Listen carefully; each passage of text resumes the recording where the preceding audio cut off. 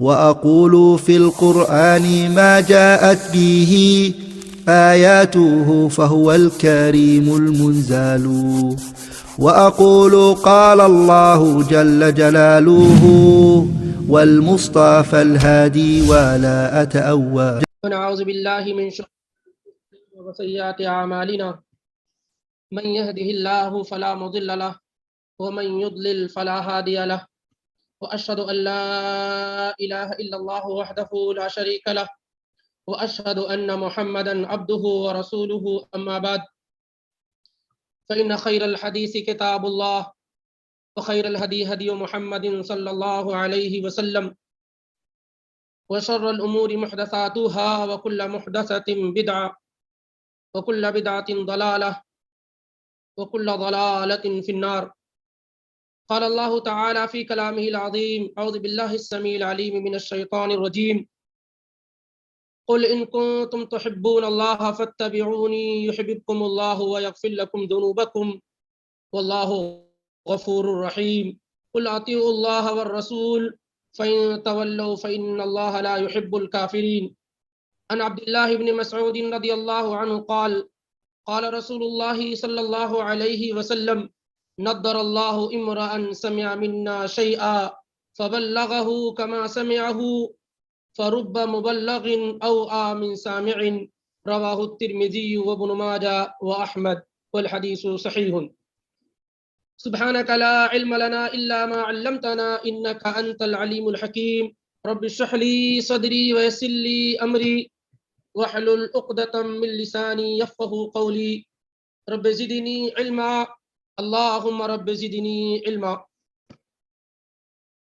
یہ اللہ رب العالمین کا خاص فضل و کرم اور اس کی توفیق کہ ہم اور آپ نبی پاک صلی اللہ علیہ وآلہ وسلم کی احادیث اور آپ کی سنتوں کو سیکھنے اور سمجھنے اور اس میں غور و تدبر کرنے کے لیے اکٹھا اور جمع ہوئے ہیں. یقینی طور پر یہ بڑی ہی سعادت خوش نصیبی کی بات ہے کہ آدمی ایسے دروس میں اور لیکچرز میں حاضر ہو اور اسے موقع ملے جس میں اللہ کے نبی علیہ الصلاۃ والسلام کی احادیث کو بیان کیا جائے، کیونکہ بلا شبہ آپ صلی اللہ علیہ وسلم کی سنتوں کو، آپ کی احادیث کو سیکھنا اور جاننا یہ دنیا میں پائے جانے والے تمام علوم میں بہترین علم ہے. قرآن کے بعد سب سے بہترین علم یہ ہے کہ آدمی علم مصطفیٰ صلی اللہ علیہ وسلم یعنی احادیث کا علم حاصل کرے. اور انشاءاللہ ہم اور آپ نبی علیہ الصلاۃ والسلام کی اس مبارک دعا میں شامل ہو جائیں گے جس میں آپ صلی اللہ علیہ وسلم نے کہا: نضر اللہ امرأ سمع منا شیئا فبلغه کما سمعه، کہ اللہ تعالیٰ ایسے چہروں کو تر و تازہ رکھے، خوش رکھے، آباد رکھے جو ہماری احادیث کو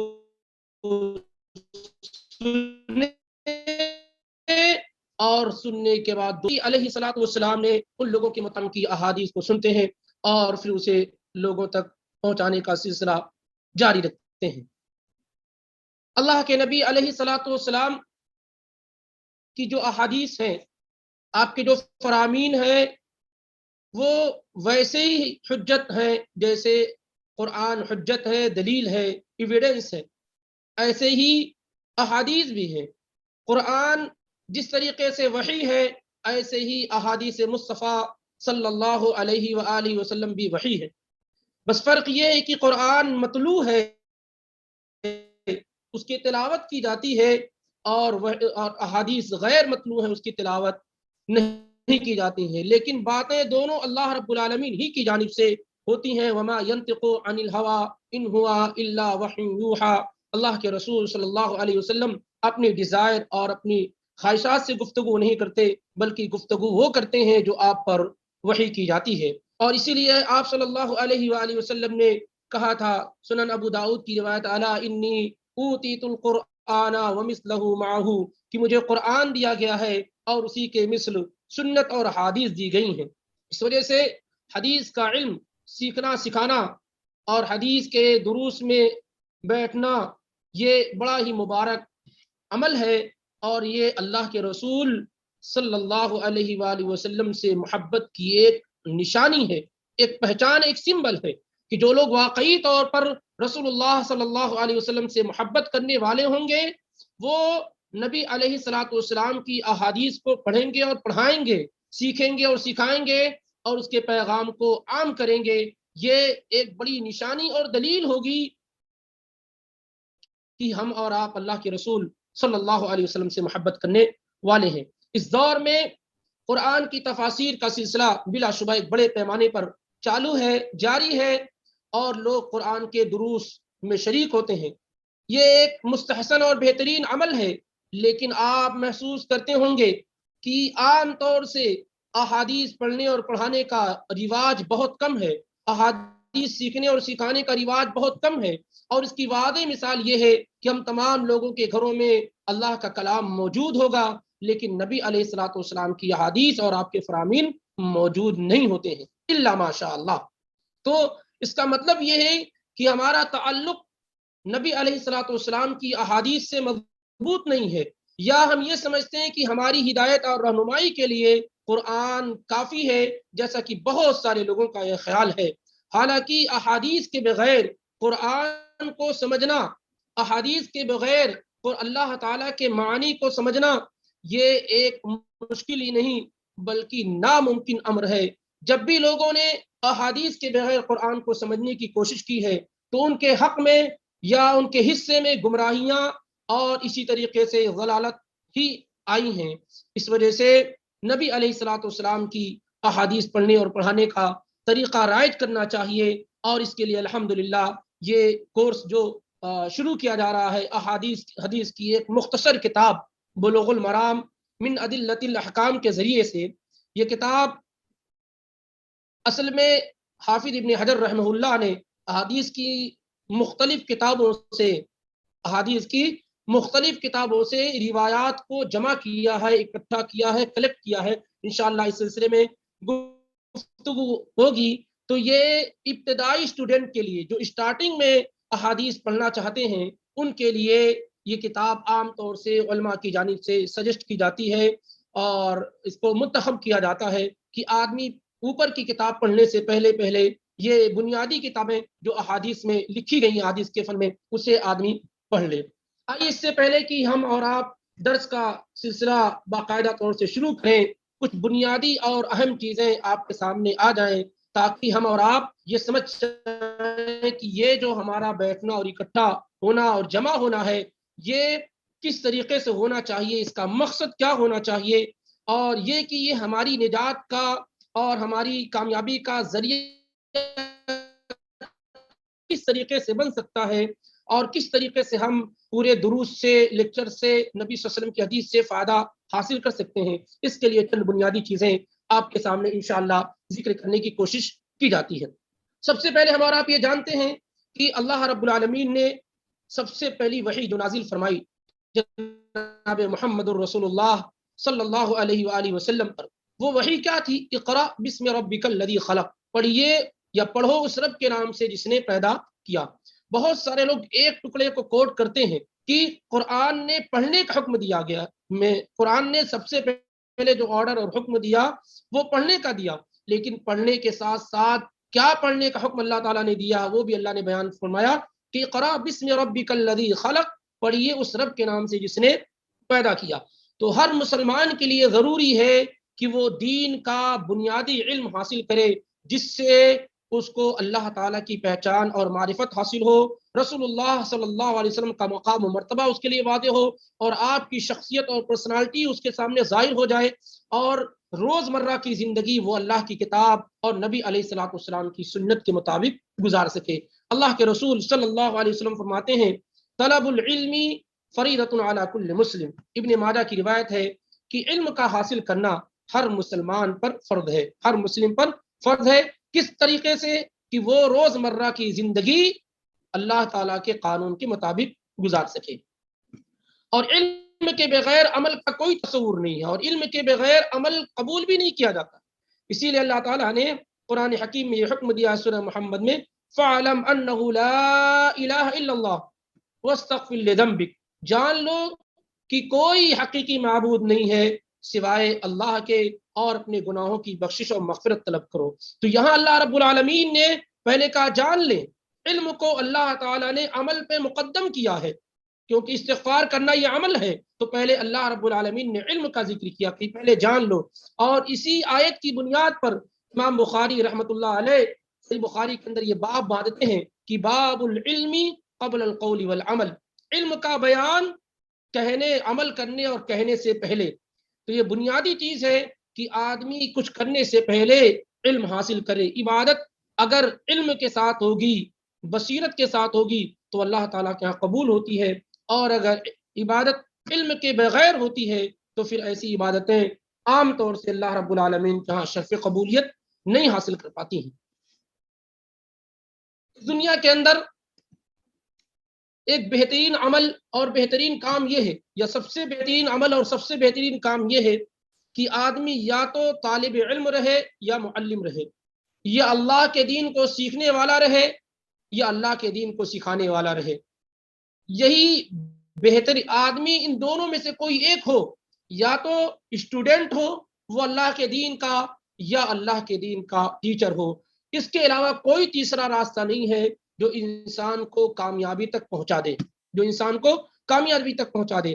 اس وجہ سے آدمی کا طالب علم ہونا یا معلم ہونا، دونوں میں سے کوئی ایک ہونا نہایت ضروری ہے۔ اور اللہ رب العالمین نے اہل علم کی جو فضیلت، مقام اور مرتبہ بیان کیا ہے، اس سے معلوم ہوتا ہے کہ ہر شخص کو علم کا وافر اور بہترین حصہ حاصل کرنے کی کوشش کرنی چاہیے۔ جیسے اللہ تعالیٰ نے کہا شہد اللہ انہ لا الہ الا ہو والملائکۃ واولو العلم قائما بالقسط، اللہ تعالیٰ نے اپنے ساتھ فرشتوں کا اور اسی طریقے سے اہل علم کا ذکر فرمایا کہ اللہ تعالیٰ گواہی دیتا، اس کے فرشتے گواہی دیتے ہیں اور اہل علم گواہی دیتے ہیں۔ تو اس طریقے سے اہل علم کی فضیلت کیا ہے وہ واضح ہو جاتی ہے۔ اور اللہ کے نبی علیہ الصلوۃ والسلام فرماتے ہیں، سنن ابو داؤد، ترمذی، ابن ماجہ اور مسند احمد کی روایت ہے، آپ صلی اللہ علیہ وسلم نے فرمایا ان العلماء ورثۃ الانبیاء، علماء انبیاء کے وارث ہیں، وَإِنَّ الْأَنْبِيَاءَ لَمْ يُوَرِّثُوا دِينَارًا وَلَا دِرْهَمًا، اور انبیاء لوگوں کو دینار و درہم کا وارث نہیں بناتے ہیں۔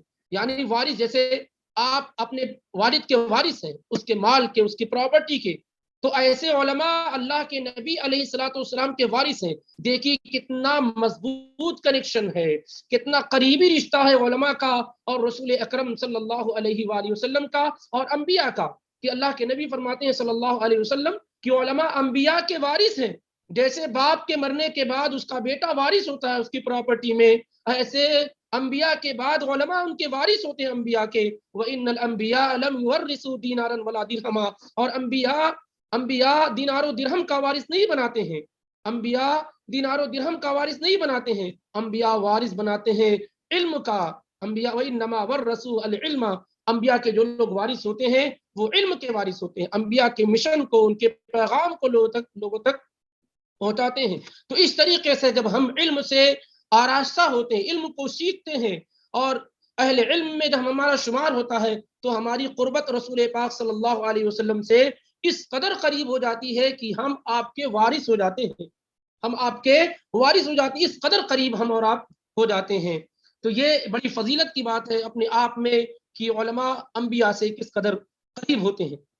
ایسے ہی اللہ رب العالمین نے علم کو نور کہا ہے جس کے ذریعے سے بندہ ہدایت پاتا ہے۔ افمن یعلم انما انزل الیک من ربک الحق کمن هو اعمى، یعنی وہ شخص جو جانتا ہے جو کچھ اس کے رب کی طرف سے نازل کیا گیا ہے، کیا وہ اور جو نہیں جانتا ہے، جو اندھا ہے، وہ دونوں برابر ہو سکتے ہیں؟ ہرگز نہیں۔ اللہ تعالیٰ نے یہاں جاننے والوں کو آنکھ سے تعبیر کیا ہے، بینا ہے وہ دیکھنے والا ہے، اور جو نہیں جانتا ہے وہ نابینا ہے، اندھا ہے، جس کے پاس گویا کی آنکھ نہ ہو۔ اور ایسے ہی اللہ تعالیٰ نے سورہ مجادلہ میں آیت نمبر 11 میں کہ یرفع اللہ الذین آمنوا منکم والذین اوتوا العلم درجات، کہ اللہ رب العالمین بلند کرتا ہے ایمان والوں کے درجات کو، اللہ ایمان والے کے درجات کو بلند کرتا ہے، اور جو علم والے ان کے درجات کو بلند کرتا ہے۔ تو ایمان والوں کے درجات تو بلند ہیں، لیکن ایمان پلس علم جن کے پاس ہو ان کے درجات کا کیا ہی کہنا ہے، ان کے مقام و مرتبے کا کیا ہی کہنا ہے۔ اور ہم میں کا ہر شخص جنت کی تڑپ رکھتا ہے، جنت میں جانے کی خواہش رکھتا ہے، اور جنت کے راستے مشکل بھی ہیں، جیسے کہ اللہ کے نبی علیہ الصلوۃ والسلام فرماتے ہیں، صحیح مسلم میں یہ روایت موجود ہے کہ الدنیا الجنت حفت الجنت بالمکارہ، جنت کو سختیوں سے پریشانیوں سے گھیر دیا گیا ہے، وہ حفت النار بالشہوات، اور جہنم کو منمانیوں سے، شہوات سے، ڈیزائر سے گھیر دیا گیا ہے۔ معلوم یہ ہوا کہ جنت کا راستہ آسان نہیں ہے، مشکل ہے، تکلیفوں سے ہو کے گزرنا ہے۔ بہت سارے لوگ یہ سمجھتے ہیں کہ جنت کا راستہ آسان ہے، یہاں اللہ کے نبی علیہ الصلوۃ والسلام نے واضح کر دیا کہ جنت کے راستے یہ مشکل ہیں اور لوگوں کو پریشانی اور تکلیف اٹھانی پڑے گی، لیکن کچھ چیزیں اللہ کے نبی علیہ الصلوۃ والسلام نے ایسی بیان فرمائی جس کی وجہ سے جنت کے راستے آسان ہو جاتے ہیں۔ ان راستوں میں، ان آسان ہونے والے چیزوں میں سے ایک اہم چیز یہ ہے علم کے راستے میں نکلنا، علم کی تلاش میں نکلنا، علم کو سیکھنے کے لیے نکلنا، علم میں کوشش کرنا۔ اللہ کے نبی علیہ الصلوۃ والسلام فرماتے ہیں من سلک طریقا یلتمس فیہ علما سہل اللہ لہ طریقا الی الجنہ، جو آدمی علم کے راستے کے لیے نکلتا ہے، علم کو تلاش کرنے کے لیے نکلتا ہے، تو اللہ تعالیٰ اس کے لیے جنت کا راستہ آسان کر دیتا ہے۔ صحیح مسلم میں روایت موجود ہے۔ اور سب سے بڑی بات ہم اور آپ سبھی جانتے ہیں کہ ایک نہ ایک دن ہمیں اور آپ کو اس دنیا سے جانا ہے، رخصت ہونا ہے۔ ہم یہاں ہمیشہ ہمیشہ رہنے والے نہیں ہیں، نہ ہمیں یہ معلوم ہے کہ کون سا وقت اور کون سا لمحہ ہوگا جس میں ہم اس دنیا کو چھوڑنے والے ہوں گے اور اس دنیا سے رحلت کرنے والے ہوں گے۔ ایسی صورتحال میں ہمیں اور آپ کو ایسے اعمال کی کوشش کرنی چاہیے جو اعمال ہمارے وفات کے بعد، مرنے کے بعد کام آئے، کیونکہ جیسے انسان مر جاتا ہے اس کے عمل کا سلسلہ اسٹاپ ہو جاتا ہے، بند ہو جاتا ہے۔ صحیح مسلم میں روایت موجود ہے، اللہ کے رسول صلی اللہ علیہ وسلم فرماتے ہیں اذا مات الانسان انقطع عنه عمله الا من ثلاث، جب انسان مر جاتا ہے تو اس کے عمل کا سلسلہ رک جاتا ہے، منقطع ہو جاتا ہے، بند ہو جاتا ہے، کلوز ہو جاتا ہے، سوائے تین چیزوں کے۔ ان میں سے اللہ کے نبی علیہ الصلوۃ والسلام نے ذکر کیا کہ صدقہ جاریہ، یعنی ایسا صدقہ جو اس کے مرنے کے بعد بھی جس سے لوگ فائدہ حاصل کرتے رہیں، او علم ينتفع به، یا ایسا علم اس نے چھوڑا جس سے لوگ فائدہ حاصل کرتے رہیں۔ دیکھیے آج کتنے ائمہ اور علماء ہیں جو گزر گئے، امام بخاری گزر گئے، امام ترمذی، نسائی، ابن ماجہ، امام ابن حجر رحمہ اللہ، لیکن آج دنیا میں ان کی کتابیں، ان کے علم سے لوگ آراستہ پیراستہ ہوتے ہیں۔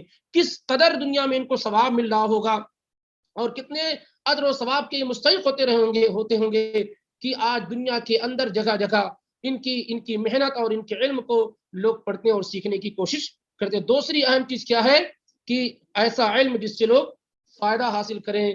تو عالم آدمی اگر مر بھی جائے تو اس زندہ اس اعتبار سے رہتا ہے کہ اس کا اکاؤنٹ نیکیوں کا جاری وہ ساری رہتا ہے اور اس کو ثواب ملتا ہی رہتا ہے۔ او ولد صالح یدعو له، یا نیک اولاد اس نے چھوڑی ہے جو اس کی وفات کے بعد اس کے لیے دعا کرتی رہتی ہے۔ تو اس طریقے سے یہ بات معلوم ہوتی ہے کہ علم کا معاملہ ایسا ہے کہ مرنے کے بعد بھی ثواب جو ہے، اجر جو ہے وہ جاری اور ساری رہتا ہے۔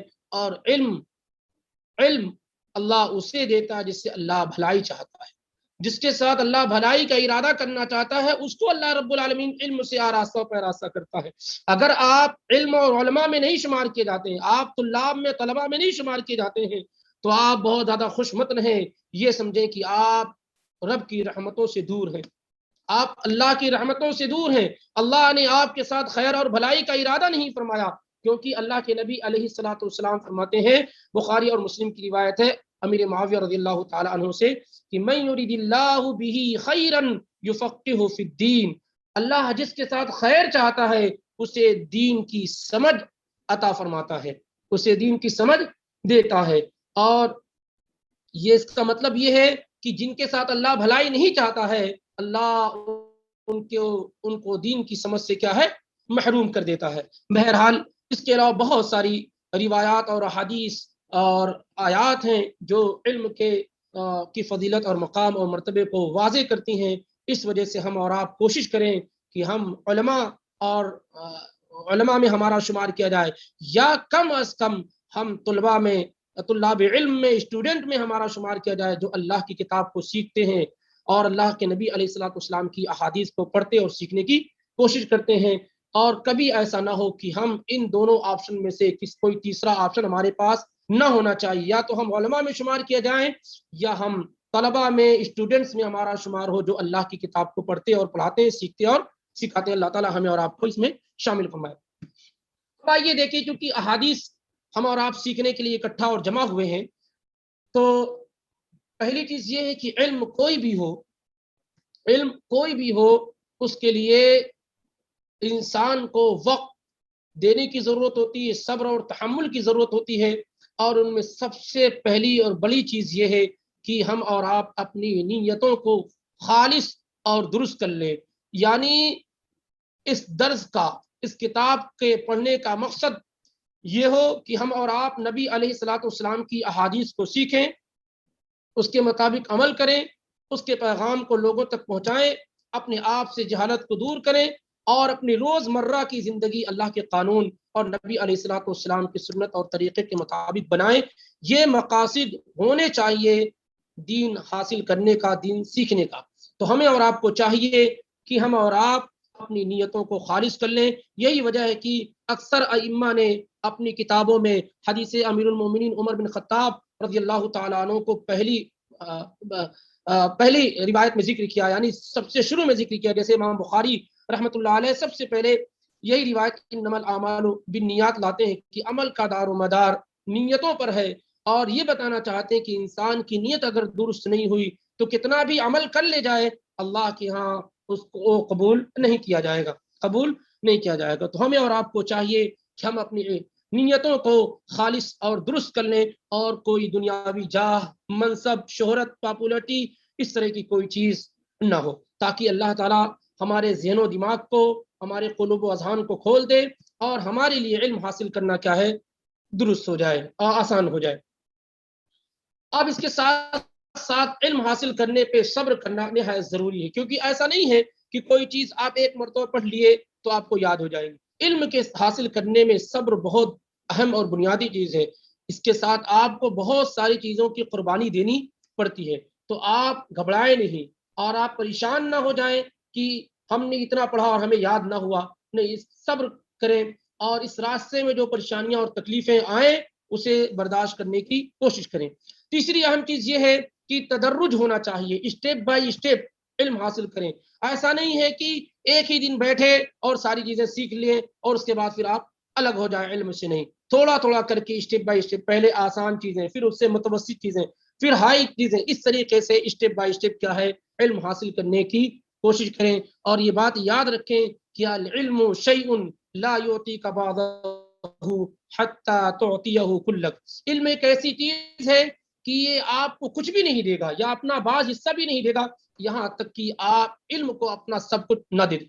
جب تک آپ علم کو اپنا سب کچھ نہیں دیں گے تو آپ علم کا کچھ حصہ بھی نہیں پا پائیں گے. گویا کہ علم حاصل کرنے میں بڑی قربانیوں کی ضرورت ہوتی ہے. اسی طریقے سے آپ کی ہمت بلند ہو. آپ ایسا نہیں کہ تھوڑے تھوڑے مسائل سے پیچھے ہٹ جائیں. آپ اعلی ہمت کے مالک ہوں، آپ کے ارادے مضبوط ہوں، آپ کی سوچ اور آپ کی تھاٹ بلند ہو. یہ بہت نہایت اور اہم چیز ہے. یعنی علم حاصل کرنے کے لیے اگر مشقتوں اور تکلیفوں کا بھی سامنا کرنا پڑے تو آپ اس کے لیے تیار رہیں. دیکھیں امام بخاری نے تعلیقاً صحیح بخاری میں اور موصولاً اپنی کتاب الادب المفرد میں یہ روایت ذکر کی ہے کہ جابر بن عبداللہ رضی اللہ تعالی عنہما جو مشہور اور اعلیٰ درجے کے صحابی ہیں، ان کو معلوم ہوا کہ ایک صحابی ہیں جن کا نام عبداللہ ابن انیس ہے اور وہ شام میں سیریا میں ہوتے ہیں اور جابر بن عبداللہ مدینے کے اندر تھے. ایک روایت کا علم انہیں ہے، ایک حدیث کا علم ہے ان کو. شام کے اندر جو صحابی ہیں سیریا کے اندر عبداللہ ابن انیس کو، اور اب جابر بن عبداللہ مدینے کے اندر ہوتے ہیں. ایک حدیث کے علم کے لیے، اس کو سیکھنے اور جاننے کے لیے انہوں نے مہینوں کا سفر کیا اور جا کر کے شام اور سیریا وہ گئے. تو اس کا مطلب یہ ہے کہ انسان قرآن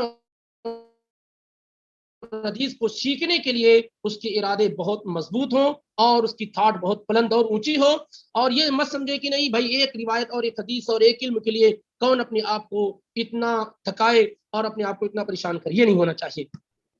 بہرحال اب آئیے تھوڑی گفتگو اور معلومات اس کتاب کے متعلق، جو کتاب انشاءاللہ ہمارے نصاب میں اور سیلیبس میں داخل ہے. اس کتاب کا نام بلوغ المرام من ادلۃ الاحکام ہے.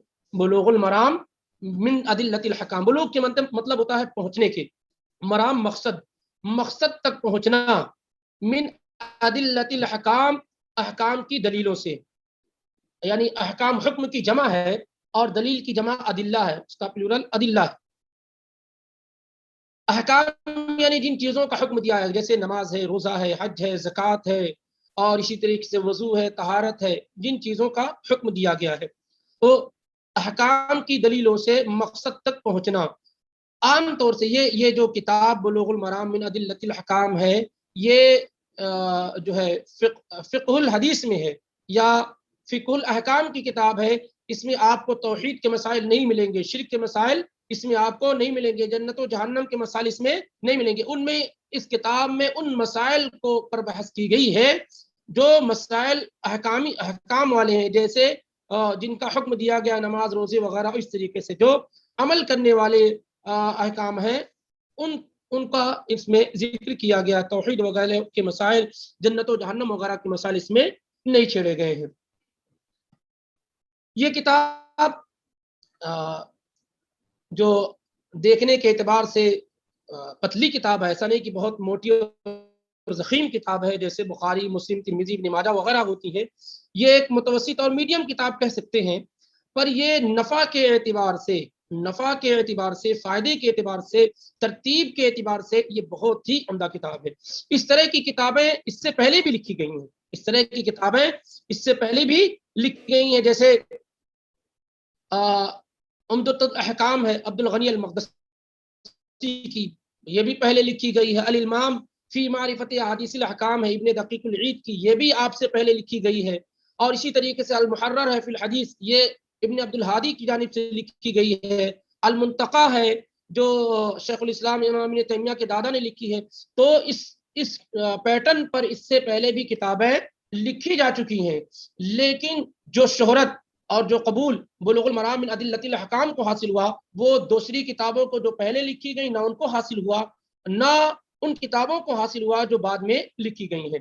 بلکہ امام البانی رحمہ اللہ وصیت کرتے تھے طلبہ کو، اسٹوڈنٹ کو، کہ وہ اس کتاب کو پڑھیں، کیونکہ ادلۃ الاحکام میں، یعنی احکام کے مسائل میں دلیلوں کے ساتھ جو ذکر کیے گئے ہیں، یہ کتاب ان میں سب سے بہتر ہے جو اس ٹاپک، اس موضوع پر لکھی گئی ہے۔ اور یہ کہ اس کتاب میں حافظ ابن حجر رحمہ اللہ نے احادیث کی صحت اور ضعف کا بھی اہتمام کیا ہے کہ اگر روایات صحیح ہیں تو اس کی صحت کی طرف اشارہ کیا ہے، اور اگر روایات ضعیف ہیں تو ان کے ضعف کی اور کمزوری کی طرف اشارہ کیا ہے۔ اور یہ کتاب دراصل جو بلوغ المرام من ادلۃ الاحکام ہے، یہ کتاب حافظ ابن حجر رحمہ اللہ نے اپنے صاحبزادے محمد کے لیے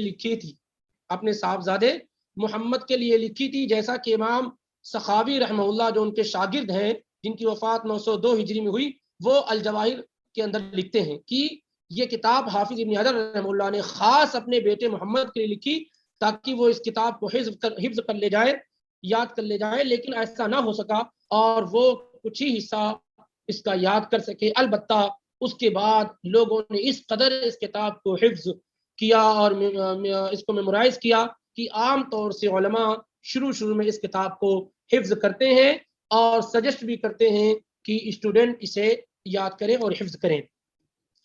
اس کی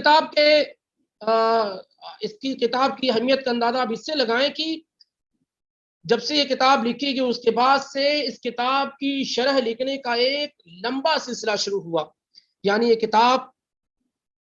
کتاب جو لکھی گئی ہے حافظ ابن حجر رحمہ اللہ کی طرف سے، اس کتاب کی بہت ساری شروحات، ایکسپلینیشن علماء اور ائمہ نے بیان کی ہیں۔ کئی شروحات اس کی لکھی گئی ہیں، جن میں سے سب سے پہلی جو شرح لکھی گئی ہے وہ البدر التمام ہے، جو حسین المغربی رحمہ اللہ کی جانب سے لکھی گئی، جن کی وفات 1119 ہجری میں ہوئی۔ سب سے پہلے انہوں نے یہ شرح لکھی، پھر یہ شرح چونکہ کافی لمبی تھی اور بہت اس میں وسعت تھی، تو امام امیر صنعانی رحمہ اللہ نے اس کو سمرائز کیا اور وہ سبل السلام اس کا نام رکھا۔ سبل السلام یہ بہت ہی مشہور شرح ہے بلوغ المرام کی شرح میں۔ سبل السلام امام امیر صنعانی جو یمن کے رہنے والے تھے، ان کی جانب سے یہ شرح لکھی گئی. اور پھر اس کے بعد ہندوستان کے عالم صدیق حسن خان البھوپالی ہوتے ہیں، انہوں نے پھر سبل السلام کو سمرائز کیا، سبل السلام کو سمرائز کیا، اور اردو میں بھی کیا اور فارسی عربی میں بھی کیا اور فارسی میں بھی کیا. عربی میں جو کتاب لکھی وہ فتح العلام کے نام سے مشہور ہے. اسی طریقے سے مولانا صفی الرحمان مبارک پوری نے بھی اتحاف الکرام سے نام سے اس کی شرح لکھی. اسی طریقے سے تحفۃ الکرام کے نام سے ہندوستان ہی کے عالم دکتور لقمان سلفی نے یہ کتاب لکھی. اور اس کے علاوہ آپ دیکھیں گے نیل المرام ہے، تسہیل الامام صالح الفوزان کی ہے، فتح ذی الجلال والاکرام شیخ عثیمین کی ہے، منہۃ العلام عبداللہ الفوزان کی ہے. اور اسی کے علاوہ بہت ساری شروحات اس کتاب کی لکھی گئی ہیں. اور جہاں بھی علم اور علماء بیٹھتے اٹھتے ہیں وہاں پر اس کتاب کے دروس اور لیکچر جاری ہوتے ہیں. اور مساجد کے اندر خاص طور سے سعودی عرب کے اندر عام طور سے اس کتاب کے دروس ہوتے ہیں، لیکچرز ہوتے ہیں، اس کی شرح علماء بیان کرتے ہیں، اور اس کتاب کے حفظ پر توجہ دی جاتی ہے کہ یہ کتاب کیا ہے، حفظ کی جائے، یاد کی جائے. تو یہ بڑی ہی خصوصیت کی حامل کتاب ہے اور اس میں ہمارے اور آپ کے لیے بہت ہی زیادہ فائدہ ہے. اس کتاب کے لکھنے والے بڑے ہی مشہور عالم حافظ ابن حجر الاسقلانی رحمۃ اللہ علیہ ہیں. بہت ہی مشہور عالم، بہت ہی زبردست عالم. ان کا نام علی احمد بن علی، احمد ابن علی ابن محمد ابن احمد الکنانی المعروف ابن حجر الاسقلانی ہے. اور کنیت ابو الفضل ہے، شہاب الدین آپ کا لقب ہے، لیکن حافظ ابن حجر کے نام سے، حافظ ابن حجر الاسقلانی کے نام سے لوگوں کے درمیان مشہور اور معروف ہیں. حافظ ابن حجر الاسقلانی کے نام سے مشہور و معروف ہیں. آپ 773 ہجری میں آپ کی پیدائش ہوئی، 773 میں آپ کی پیدائش مصر کے اندر ہوئی، اور وفات جو ہے 852 ہجری 852 کے اندر آپ کی وفات ہوئی. آپ ابھی بہت ہی چھوٹے تھے، 4 سال کے ہی تھے کہ آپ کے والد کی بھی وفات ہو گئی، اور اس سے پہلے آپ کی والدہ کی بھی وفات ہو چکی تھی. آپ کے والد چاہتے تھے کہ میرا یہ بیٹا زبردست عالم بنے اور اللہ کے دین کی خدمت کرے، جبکہ ان کے والد بہت بڑے تاجر تھے. اور یہ بات وہ بار بار اپنے ساتھیوں میں ذکر کرتے تھے کہ میں چاہتا ہوں کہ میرا بیٹا جو احمد ہے میں اسے اللہ کے دین کا خادم اور بڑا عالم بناؤں. چنانچہ اس کے لیے انہوں نے کوشش کی. یہ الگ بات ہے کہ ان کی عمر وفا نہ کی، اور وہ حافظ ابن حجر اب 4 ہی سال کے ہوئے تو ان کے والد بھی وفات پا گئے، اور اس سے پہلے ان کی والدہ بھی وفات پا گئی تھی. لیکن ان کے دوستوں نے، جن سے انہوں نے اپنے بچے کو عالم بنانے کی خواہش ظاہر کی تھی، انہوں نے بڑی محنت کی اور حافظ ابن حجر رحمہ اللہ کو پڑھانے کے لیے اپنی بہت قربانیاں پیش کی. اور حافظ ابن حجر رحمہ اللہ بڑے ہی ذہین و فطین تھے. 9 سال کی عمر میں انہوں نے قرآن مجید حفظ کر لیا. اس کے بعد بڑے علمی سفر کیے، مکہ آئے، مدینہ آئے، شام اور سیریا گئے، اور اسی طریقے سے یمن گئے اور دوسرے علاقوں میں جا کر کے انہوں نے علم حاصل کیا. 600 سے زیادہ یعنی 600 سے زیادہ اساتذہ اور علماء سے انہوں نے علم حاصل کیا. 600 سے زیادہ ان کے اساتذہ اور علماء اور ٹیچرز تھے، جن میں مشہور نام زین الدین العراقی کا ہے، الفیروز آبادی ہیں، حیثمی ہے، بلقینی ہے، ابن جماع ہے، ابن ملقین ہے.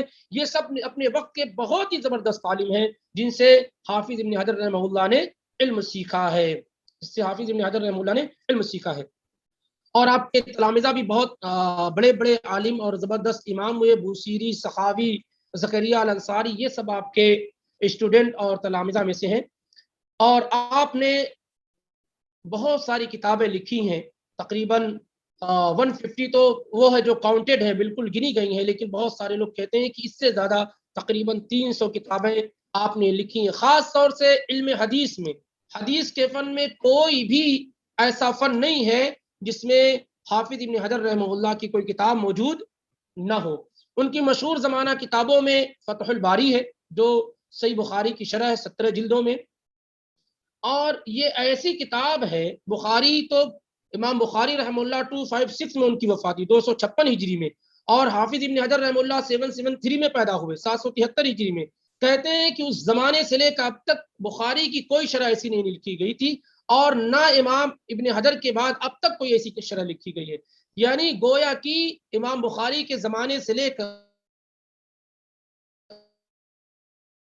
اب تک بخاری کی کی ہو اس کے مقام اور مرتبے کی ہو. یہ اتنی عمدہ شرح ہے. اسی لیے امام شوکانی جو زبردست عالم ہے ان سے پوچھا گیا کہ آپ بخاری کی شرح کیوں نہیں لکھ دیتے ہیں؟ تو انہوں نے کہا لا ہجرت بعد الفتح، جب فتح الباری لکھی جا چکی ہے تو اب اس کے بعد کسی اور شرح کے لکھنے کی کوئی ضرورت نہیں ہے. بڑی ہی عمدہ شرح ہے، بلکہ کہا جاتا ہے کہ حدیث وغیرہ کے سلسلے میں یہ انسائکلوپیڈیا ہے، اور کوئی بھی عالم ایسا نہیں آپ کو ملے گا اس روئے زمین پر جو علم سے دلچسپی رکھتا ہو اور وہ فتح الباری اس کے پاس نہ ہو یا وہ اس سے استفادہ نہ کرتا ہو. یہ سب سے اہم کتاب ہے ان کی.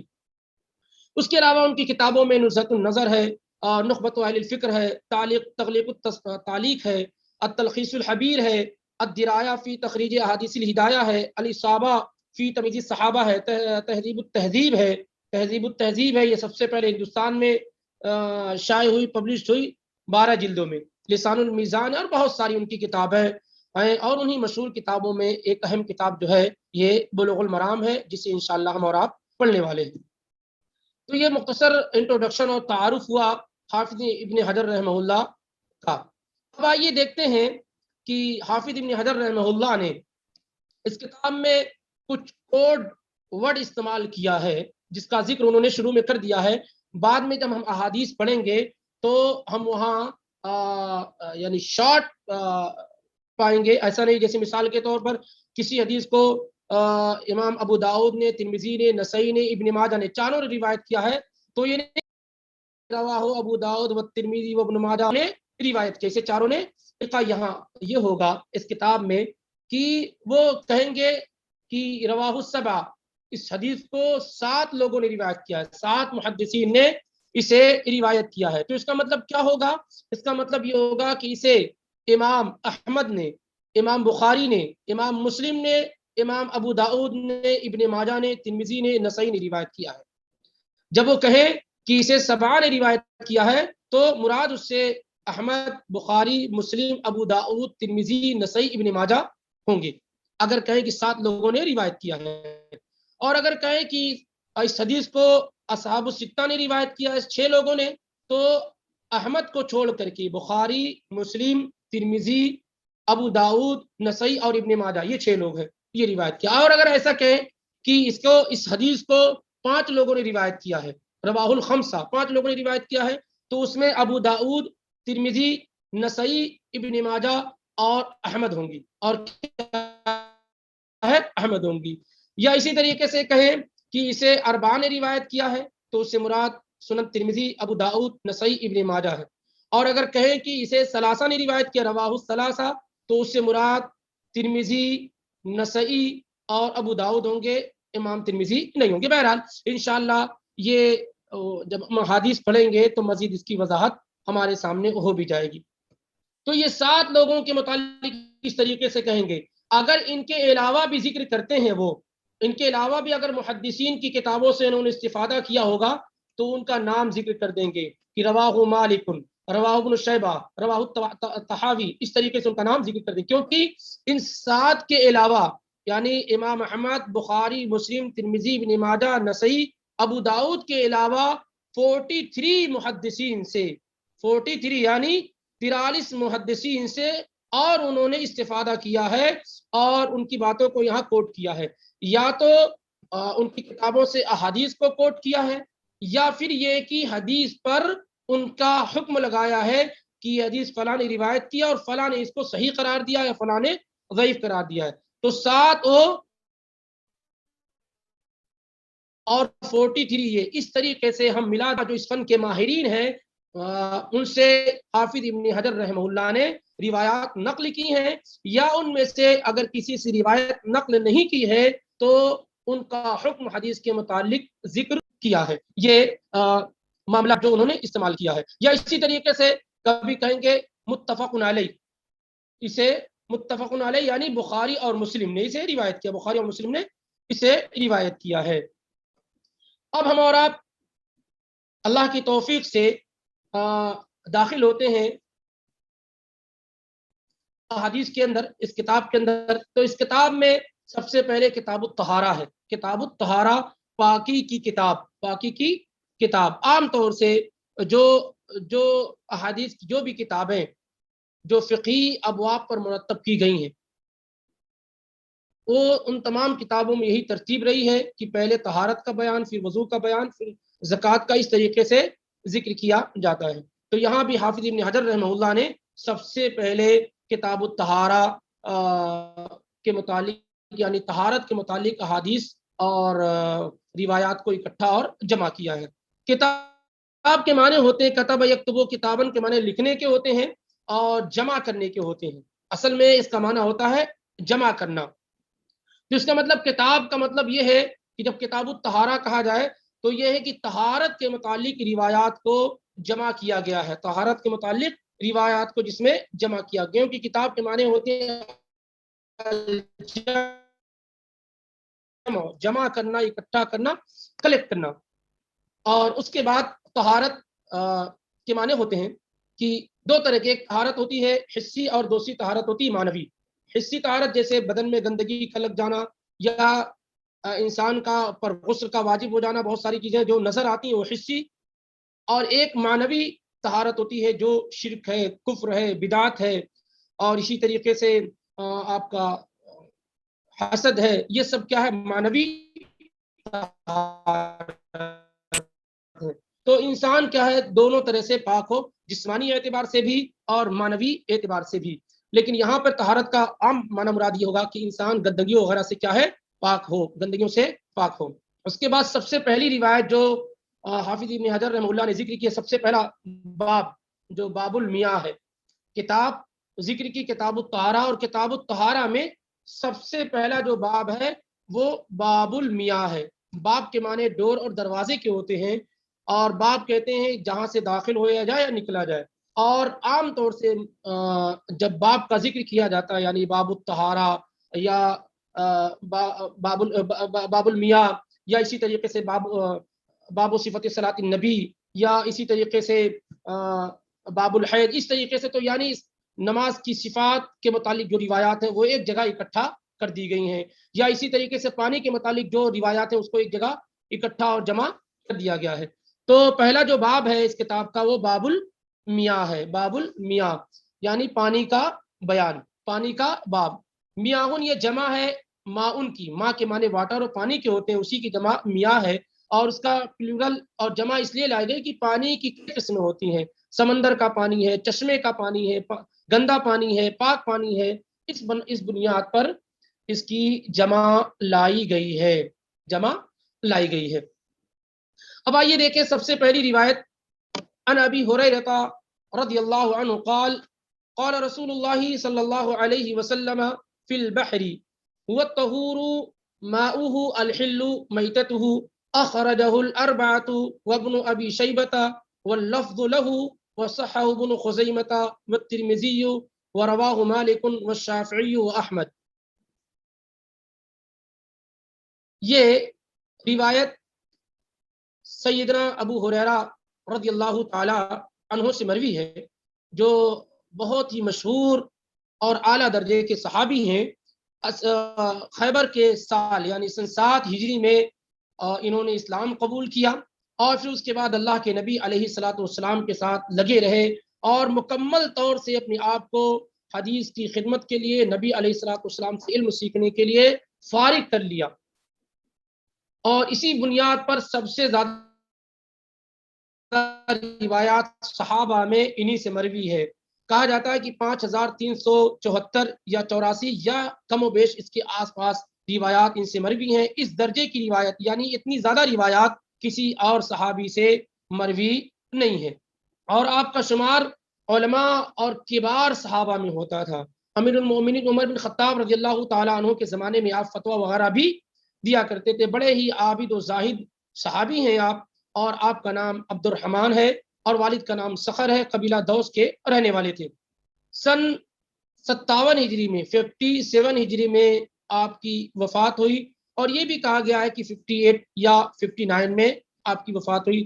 زیادہ صحیح بات یہ ہے کہ 57 میں آپ رضی اللہ تعالی عنہ کی وفات ہوئی۔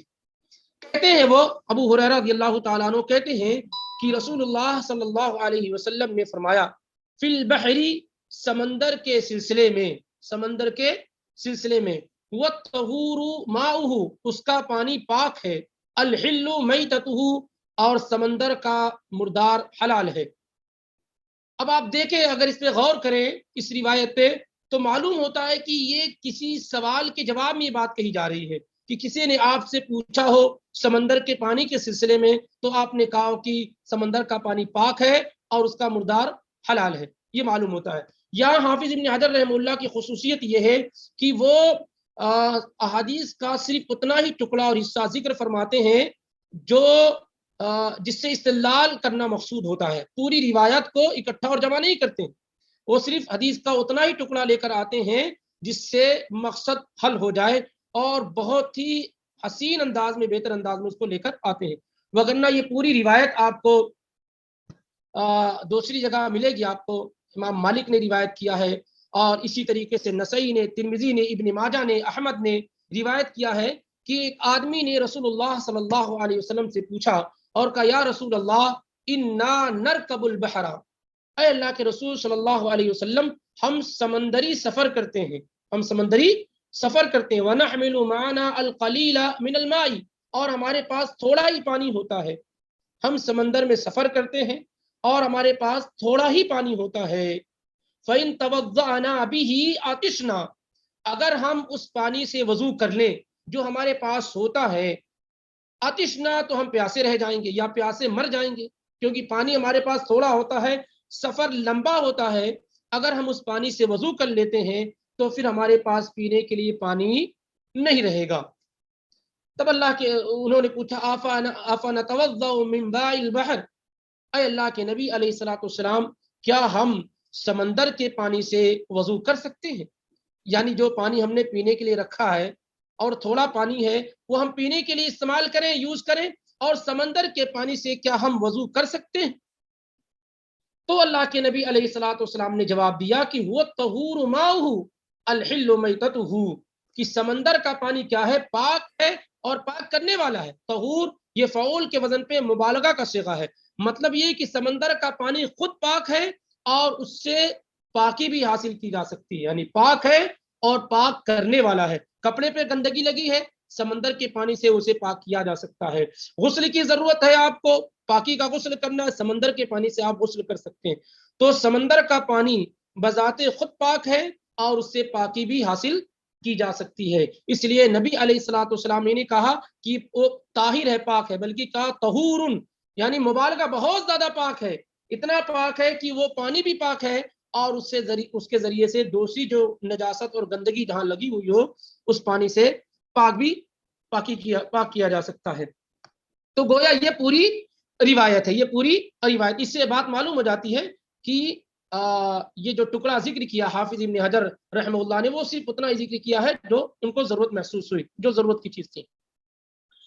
अब उसके बाद अल्लाह के नबी अलैहिस्सलाम, सवाल उन्होंने सिर्फ पानी के मुताल्लिक किया था कि क्या हम समंदर के पानी से वजू कर सकते हैं?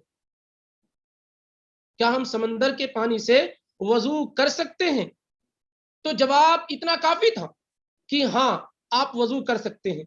लेकिन अल्लाह के नबी अलैहिस्सलाम ने मजीद वजाहत कर दी ताकि कोई कंफ्यूजन, कोई शक, कोई डाउट ना रह जाए, क्योंकि सहाबी को शक था कि इससे कर सकते कि नहीं कर सकते। तो आपने ये नहीं कहा कि सिर्फ कर सकते, आपने फरमाया हुआ तहूर, समंदर का पानी तो इस कदर पाक है कि उससे वजू, गुस्ल और सारी चीजें की जा सकती हैं।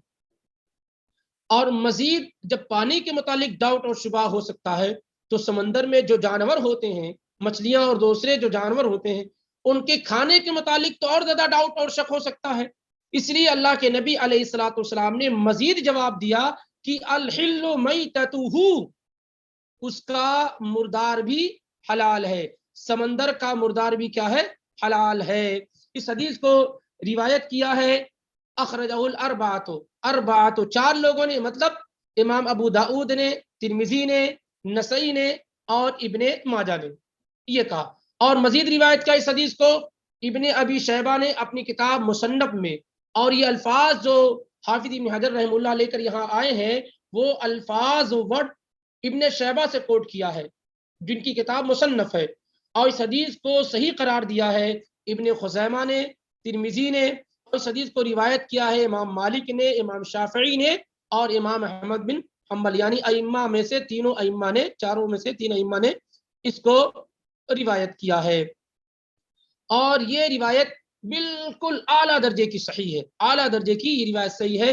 امام ترمذی رحمہ اللہ فرماتے ہیں کہ میں نے اس روایت کے متعلق اپنے استاذ امام بخاری سے سوال کیا تو امام بخاری نے فرمایا یہ روایت صحیح ہے، یہ روایت صحیح ہے، اور اس روایت کو 36 ائمہ سے زیادہ، محدثین سے زیادہ لوگوں نے اس کو صحیح کہا ہے، یعنی 36 ائمہ اور محدثین سے زیادہ لوگوں نے اس روایت کو صحیح قرار دیا ہے، جن میں امام بخاری ہیں، حاکم ہے، ابن حبان ہے، ابن منذر ہے، طحاوی ہیں، بغوی ہیں، خطابی ہیں، ابن خزیمہ ہے، دارقطنی، ابن حزم ہے، ابن تیمیہ ہے، ابن دقیق العید ہے، ابن کثیر، ابن حجر اور بہت سارے لوگ ہیں، یعنی 36 سے زیادہ لوگوں نے۔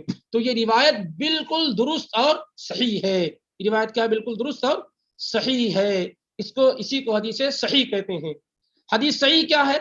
حدیث صحیح کیا یعنی حدیث کب صحیح ہوتی ہے؟ جب اس میں 5 ریکوائرمنٹ، 5 شرطیں پائی جائیں۔ متصل سندہ بنقل عدل تام الضبط عن مثلہ عن نہایت السند، یعنی جس کو روایت کیا ہو۔ حدیث صحیح کیا ہے؟ جس کو روایت کیا ہو عادل راویوں نے، عادل راویوں نے، یعنی بالکل صاف ستھرے، جن میں خراب عادتیں، اخلاق وغیرہ خراب نہ ہو، بالکل اچھے، یعنی سچ بولنے والے لوگ، ان لوگوں نے روایت کیا ہو جو عادل ہوں بالکل، اور اپنے ہی جیسے لوگوں سے روایت کیا ہو شروع سے لے کے آخر تک، اور یہ کہ یہ پہلی شرط ہے عادل ہو۔ دوسری شرط کیا ہے؟ تام الضبط ہو، یعنی سارے لوگوں کی میموری، سارے لوگوں کا حافظہ اعلیٰ درجے کا ہو، یعنی شروع سے لے کے آخر تک رسول اللہ صلی اللہ علیہ وسلم تک جتنے لوگ۔ تیسری بات یہ ہے کہ سند جو ہے متصل ہو، یعنی جس محدث نے اس روایت کو بیان کیا ہے اس سے لے کر رسول اللہ صلی اللہ علیہ وسلم تک سارے لوگوں سے ایک دوسرے کا سننا ثابت ہو، متصل ہو، ایسا بیچ میں کوئی گیپنگ نہ ہو، یہ تیسری شرط ہے۔ اگر گیپنگ ہو جائے گی تو حدیث منقطع ہو جائے گی اور پھر ضعیف روایت ہو جائے گی۔ اور چوتھی شرط یہ کہ حدیث شاذ نہ ہو، اور اسی طریقے سے حدیث میں علت نہ ہو۔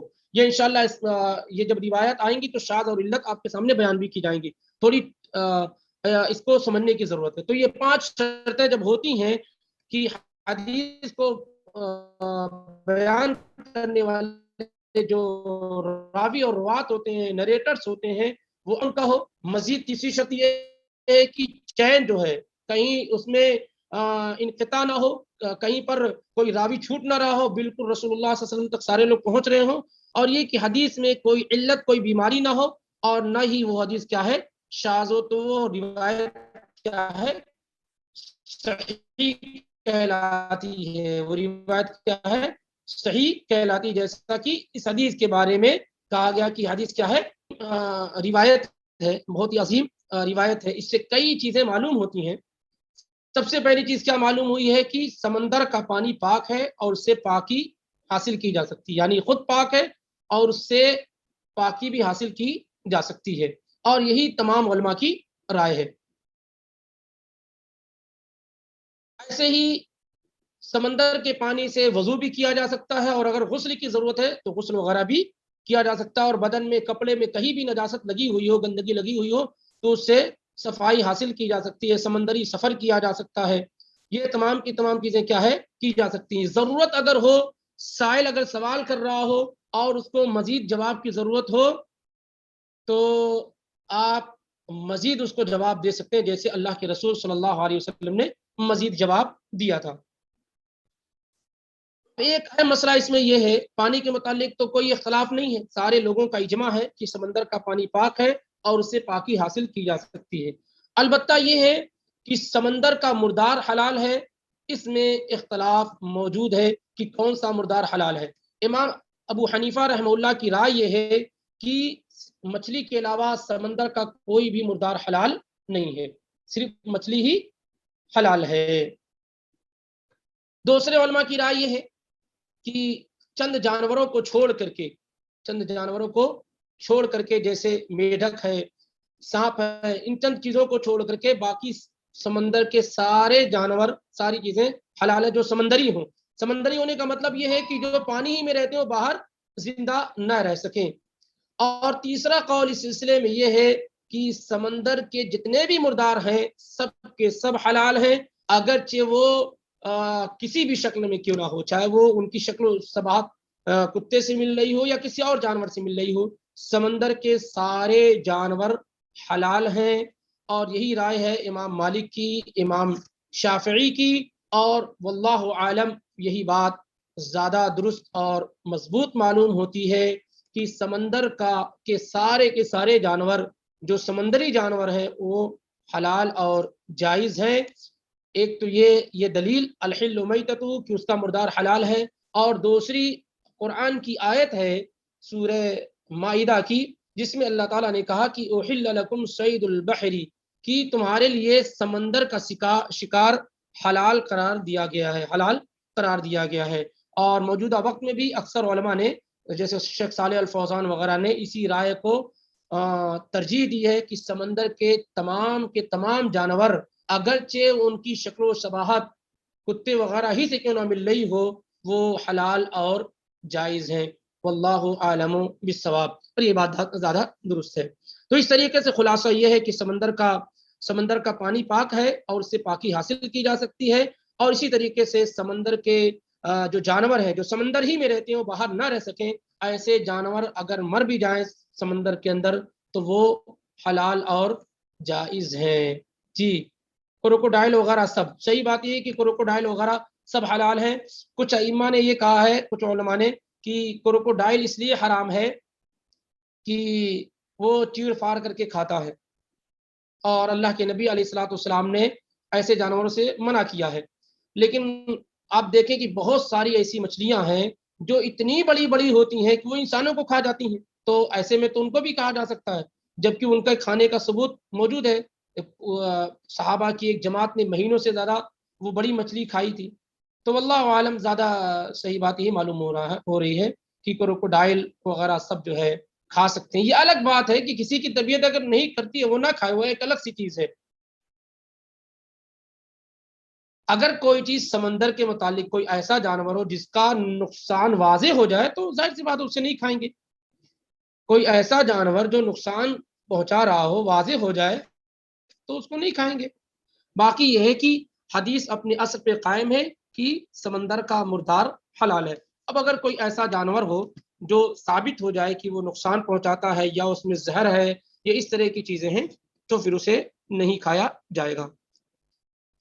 بہرحال تو اس طریقے سے آج کا الحمدللہ یہ درس مکمل ہوا، اور آئندہ انشاءاللہ رب العالمین وہ کتاب PDF کی شکل میں آپ کے سامنے رہیں گی تو یہ زیادہ بہتر اور مناسب ہوگا، اور آج وقت بھی زیادہ ہو گیا ہے انشاءاللہ رب العالمین۔ پھر بھی اگر کوئی چیز ایسی ہے جو نہیں سمجھ میں آئی تو اس سے پوچھا جا سکتا ہے، کوئی چیز اگر نہیں سمجھ میں آئی ہے تو اسے پوچھا جا سکتا ہے۔ کتاب آپ لوگوں تک پہنچ گئی ہے، اس کو انشاءاللہ رب العالمین ہم لوگ پڑھ کر آئیں گے، اور آج اس تفصیل سے چلے ہیں، ضروری نہیں کہ ایسے ہی تفصیل اور ڈیٹیل میں جائیں، جہاں ضرورت ہوگی انشاءاللہ وہاں ڈیٹیل میں جائیں گے، باقی جگہوں پر شارٹ میں ہی انشاءاللہ رب العالمین جو سمرائز اور خلاصہ ہے وہ آپ کے سامنے ذکر کیا جائے گا۔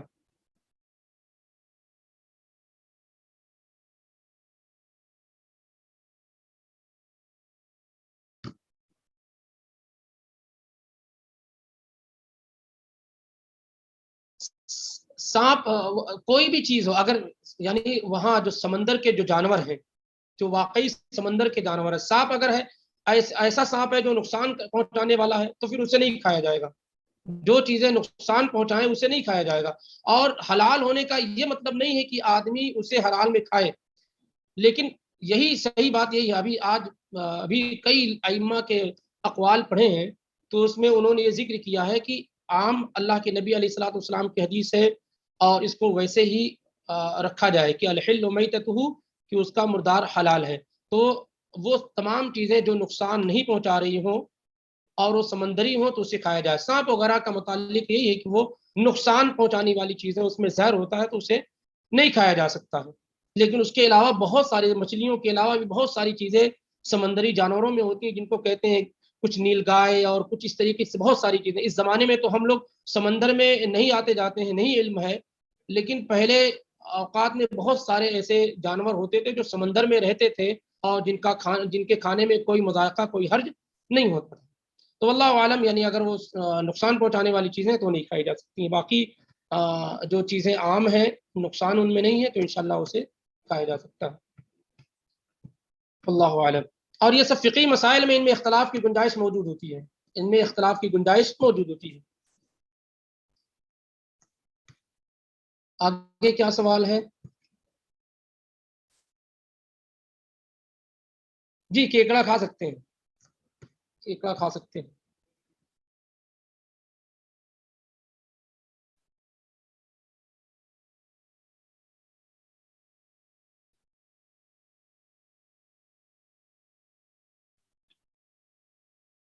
اللہ تعالیٰ آسانی کا معاملہ فرمائے. بھائی کا سوال یہ ہے کہ ابھی وہ الحمدللہ اللہ کے فضل و کرم سے توحید کا راستہ انہوں نے اختیار کیا. اللہ انہیں اور ان کے گھر والوں اور تمام ایمان والوں کو توحید پہ قائم و ثابت رکھے.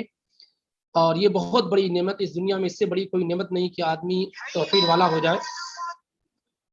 تو اللہ تعالیٰ آپ کو قائم رکھے اور حکمت اور دانائی کے ساتھ آپ اپنے گھر والوں کو اس راستے کی طرف بلائیں، اعلیٰ اخلاق کے ذریعے سے. اور اللہ رب العالمین سے دعا بھی کرتے رہیں کہ اللہ تعالیٰ ہمارے گھر والوں کو ہدایت دے اور توحید کی سمجھ عطا فرمائے. اور حکمت اور دانائی کے ساتھ بلاتے رہیں، کوئی سختی وغیرہ والا معاملہ نہ ہو. اور دلائل اور ایویڈنس کے ساتھ یعنی قرآن اور حدیث کی روشنی میں بلائیں. انشاءاللہ رب العالمین اللہ تعالیٰ آپ کی محنت کو ضائع اور برباد نہیں کرے.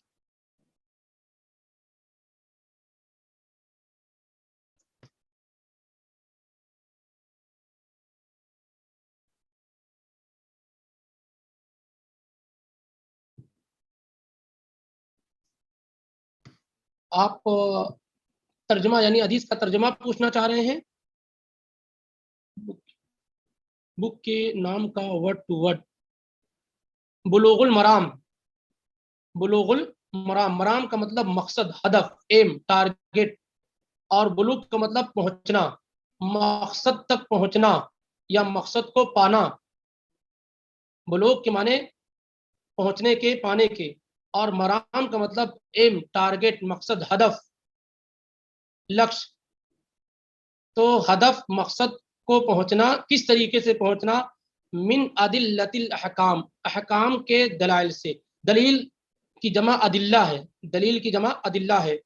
اب یہاں پر جو احکام ذکر کیے گئے ہیں، مطلب نماز پڑھنا، روزہ رکھنا، یہ سب کیا ہے؟ احکام ہے. اس کو دلائل کے ذریعے سے اس کا علم حاصل کرنا، اس تک پہنچنا. تو یہ ہمارا کیا ہے؟ مقصد ہے. مقصد تک پہنچنا احکام کے دلائل کے ذریعے سے یا ادلہ کے ذریعے سے، دلیلوں کے ذریعے سے، ایویڈنس کے ذریعے سے. مقصد تک پہنچنا بغیر دلیل کے بھی ہو سکتا ہے کہ آدمی نماز روزوں تک پہنچے بغیر دلیل کے. لیکن یہاں یہ ہے کہ مقصد تک پہنچنا دلائل کے ذریعے سے، ایویڈنس کے ذریعے سے. اور وہ کون سے دلائل؟ جو احکام سے متعلق ہوں، یعنی جو توحید اور شرک یا جنت و جہنم سے متعلق نہ ہو، جو احکام سے متعلق ہوں، یعنی نماز، روزہ، طہارت وغیرہ. تو بلوغ المرام مقصد تک پہنچنا من ادلہ کے ذریعے سے، الاحکام جو احکام سے متعلق ہوں، جو احکام سے متعلق ہوں. چونکہ دیکھیے چیزیں دو ہوتی ہیں، ایک کا تعلق ہوتا ہے جو توحید وغیرہ کی چیزیں جس میں ذکر کی جاتی جنت و جہنم، اور حکام عام طور سے جیسے شراب کا معاملہ ہے، زنا کا معاملہ ہے، یا نماز روزوں کا معاملہ ہے، طہارت، یہ سب احکامی یعنی وہ مسائل جو فقہی مسائل کہلاتے ہیں. تو کہہ سکتے ہیں کہ بلوغ المرام ہدف اور مقصد تک پہنچنا من ادلۃ الاحکام، احکام کی دلیلوں سے، ایویڈنس سے اور ادلہ سے. اللہ عالم.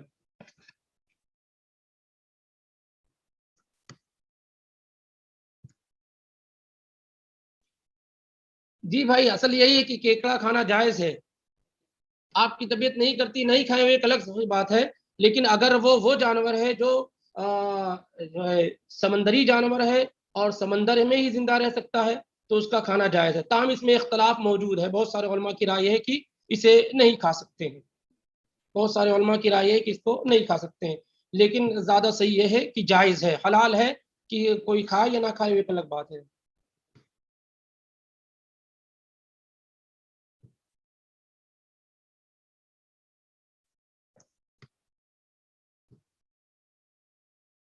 اور سوال کیا ہے؟ عادل صاحب آپ سوال پڑھ سکتے ہیں.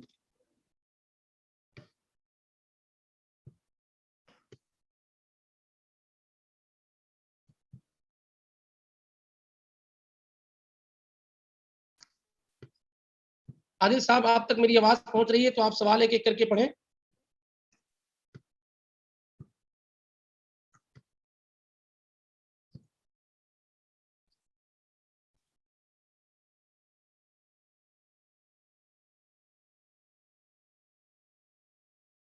یہ بہت اچھی بات ہے، یہ بہت اچھی بات ہے. میں بھی یہ چاہ رہا تھا کہ طریقہ اور اس طریقے سے ہو کہ کتاب پی ڈی ایف کی شکل میں انشاءاللہ آئندہ آپ کے سامنے ہوں گی، اور اسٹوڈنٹ پڑھیں تو بہت بہتر ہوگا. اسٹوڈنٹ پڑھیں تو بہت بہتر ہوگا یہ، تو اس سے سیکھنے سمجھنے میں آسانی ہوگی اور رغبت بھی ہوگی. تو انشاءاللہ رب العالمین آج جس بھائی نے ہمارے سوال کیا ہے انہی سے گزارش ہے کہ آئندہ وہ روایات کو پڑھ کر آئیں گے اور کلاس میں انشاءاللہ وہ پڑھیں گے، اور اس کے علاوہ جو لوگ بھی پڑھنا چاہیں گے ان کے لیے دروازے کھلے ہوئے ہوں گے.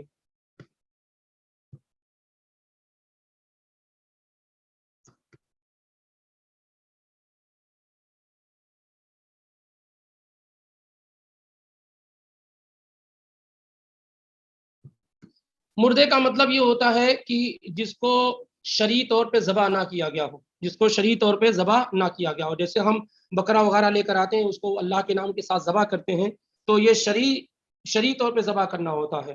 تو جس کو شرعی طور پہ ذبح نہ کیا ہو اس کو مردہ کہتے ہیں. تو اگر وہ جیسے گائے ہے، بکرا بکری ہے، یہ اگر شرعی طور پہ ذبح نہ کیا جائے تو اس کا کھانا حلال نہیں ہے. لیکن مچھلی وغیرہ یا اور دوسرے جو سمندری جانور ہیں، اگر یہ خود بخود مر جاتے ہیں سمندر کے اندر تو اس کا کھانا حلال ہے. اس کا کھانا کیا ہے؟ حلال ہے. یہ مطلب ہے مردہ ہونے کا.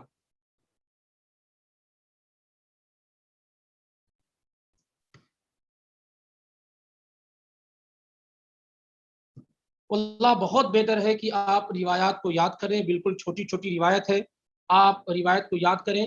اور طریقہ اس کا یہ ہے کہ اگر آپ کو یہ یاد کرنا بہت مشکل ہو کہ کس نے روایت کیا ہے کہ اخرجہ الاربعۃ وابن ابی شیبہ واللفظ له وصححہ ابن خزیمہ، اور اسی طریقے سے ورواه مالک والشافعی واحمد، یہ سب مشکل ہو رہا ہے تو کم سے کم وہ حدیث کا جو ورڈ ہے، لفظ ہے کہ الطہور ماؤہ الحل میتۃ، کم سے کم اتنا یاد کر لیا جائے کہ وہ دلیل آپ کو یاد رہے، تو یہ بہت بہتر ہوگا. کبھی بھی آپ کو کہیں پیش کرنے میں آسانی ہوں گی.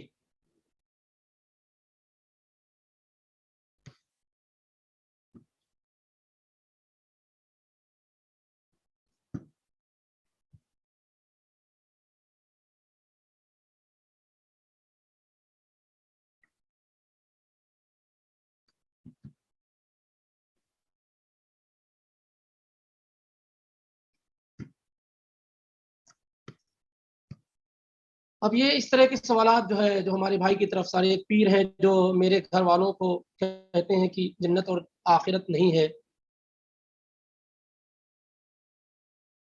سب یعنی کوئی آدمی اگر علم رکھتا ہوا اس بات کا انکار کرتا ہے کہ جنت نہیں ہے، جہنم نہیں ہے، آخرت نہیں ہے، تو وہ آدمی مسلمان ہے ہی نہیں. کیونکہ آپ جانتے ہیں کہ ایمان کے پلرز میں سے ایک اہم پلر کیا ہے کہ آدمی آخرت پر ایمان لائے. اور آخرت پر ایمان لانے کا مطلب یہ ہے کہ مرنے سے لے کر جنت و جہنم تک تمام چیزیں پر ایمان لانا، قبر پر ایمان لانا، حشر پر ایمان لانا، حساب و کتاب پر ایمان لانا، جنت و جہنم پر ایمان لانا، صراط پر ایمان لانا، سب شامل ہے. تو یہ بنیادی عقیدہ ہے، بنیادی چیز ہے کہ آدمی مرنے کے بعد والی زندگی پر ایمان لائے، اور جنت و جہنم ان میں سے ایک اہم چیز ہے. اگر کوئی آدمی اس کا انکار کرتا ہے تو وہ اسلام سے خارج ہو جاتا ہے. پریشان ہونے کی ضرورت نہیں ہے. اللہ رب العالمین سے دعا کریں اور علم حاصل کریں، اسے اچھے انداز میں لوگوں تک پہنچائیں.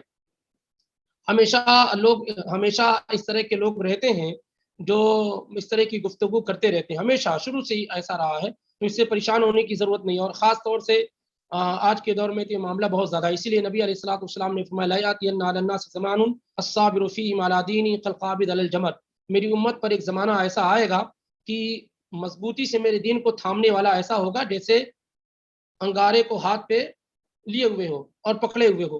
تو یہ ظاہر سی بات ہے، فتنوں کا دور ہے، کتاب و سنت سے لوگوں کے ہاں دوریاں ہیں، تو خرافات اور بدعات بہت زیادہ ہیں. آپ ہمیں اور آپ کو اللہ تعالیٰ سے دعا کرتے ہیں اللہ تعالیٰ ہمیں اپنے دین پہ قائم رکھے اور علم نافع عطا فرمائے، اور اس کے ذریعے سے انشاءاللہ رب العالمین ہمارا جو کام ہے پہنچانا، کنونس کرنا، پہنچانا، ابلاغ کرنا، باقی ہدایت اللہ کے ہاتھ میں ہے. اگر کوئی سوال رہ گئے ہیں، جیسے میں پڑھنے کی کوشش کیا ہوں، اور کوئی سوال اگر رہ گئے ہیں تو اس کو ویسے ہی آپ جو ہے گروپ پہ سینڈ کر دیں گے تو انشاءاللہ رب العالمین دیکھا جا سکتا ہے. اور یہاں مغرب کا وقت بھی ہو چکا ہے.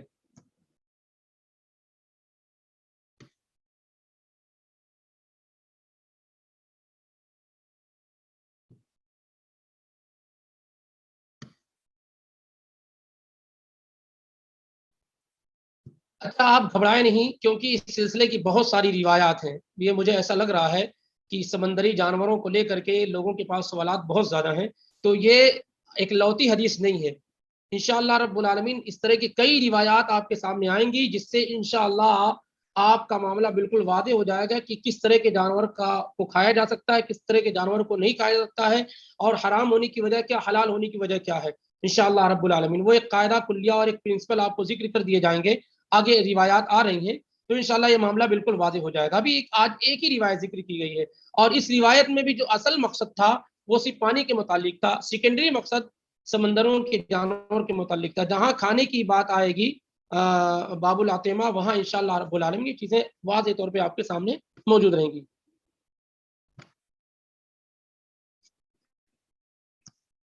چلیں انشاءاللہ رب العالمین پھر ملتے ہیں. سبحانک اللہم و بحمدک، اشہد ان لا الہ الا انت، استغفرک و اتوب الیک. السلام علیکم ورحمۃ اللہ وبرکاتہ.